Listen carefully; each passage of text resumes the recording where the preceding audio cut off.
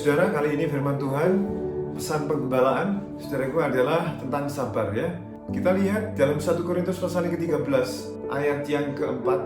Di situ dikatakan kasih itu sabar, kasih itu murah hati, ia tidak sombong, tidak memegahkan diri dan ia tidak cemburu dan seterusnya.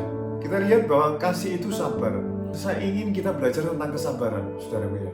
Saya kagum juga dengan orang yang menuntun seorang yang tua turun dari tangga, memakai tongkat, pelan-pelan dari satu tangga ke tangga yang lain. Saya melihat betapa sabarnya orang itu yang masih muda menuntun kakeknya yang sudah tua, saudaraku, menyeberang jalan pelan-pelan.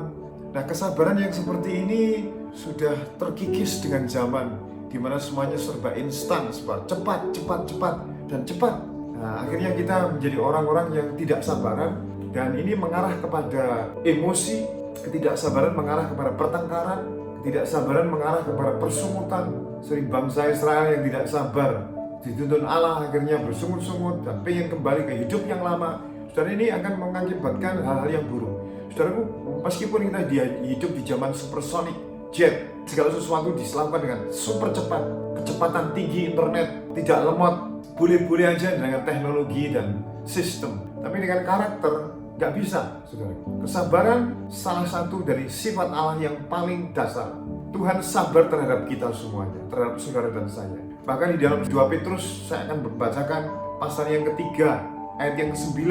Di situ dikatakan Tuhan tidak lalai menepati janjinya sekalipun ada orang yang menganggapnya sebagai kelalaian, tetapi ia sabar terhadap kamu. Karena ia menghendaki supaya jangan ada yang binasa, melainkan supaya semua orang berbalik kepada bertobat. Saudaraku, sampai kapan Tuhan menunggu kita bertobat?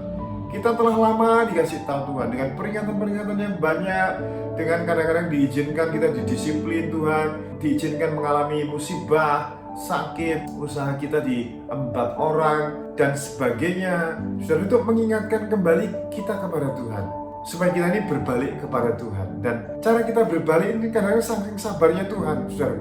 Menunggu, tidak hanya menunggu berhari-hari atau berjam-jam, bahkan berbulan-bulan. Kadang-kadang Tuhan menunggu sampai tahunan, saudara. Bahkan detik-detik terakhir ketika orang mau meninggal, kadang-kadang Tuhan masih memberi kesempatan untuk kita berbalik kepada Tuhan. Nah, itu sebabnya ketika Tuhan sabar terhadap kita, maka kita pun harus sabar terhadap satu dengan yang lain. Suami istri harus sabar satu dengan yang lain. Dia tidak gerusa-gerusu, emosi, bertengkar, akhirnya saling memukul. Nah, kalau kita belajar bersabar, maka kita akan menemukan hasil-hasil yang mengagumkan.